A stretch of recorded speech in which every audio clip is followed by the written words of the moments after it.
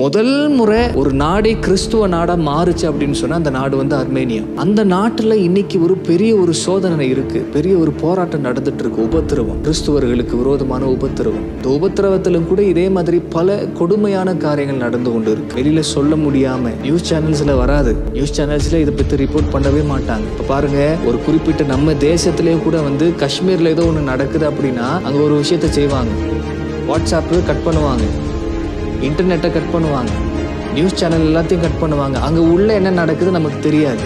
மணிப்பூரில் நடக்கும்போது எல்லாத்தையும் கட் பண்ணாங்க. அங்கே உள்ள என்ன நடக்குது நமக்கு தெரியுமா? இன்னைக்கும் நிறைய பேருக்கு தெரியாது. இன்னைக்கும் அந்த கொடுமைகள் பயங்கரமா நடந்துட்டு தான் இருக்கு. Azerbaijan sees an opportunity to push even further. கிறிஸ்தவர்களுக்கு விரோதமான உபத்திரவம் நடந்துட்டு தான் இருக்கு, நம்ம யாருக்குமே தெரியாது. அர்மேனியாலே அதே மாதிரி நடக்குது, எல்லாத்தையும் கட் பண்ணிடுவாங்க, வெளியில யாருக்கும் சொல்ல மாட்டாங்க.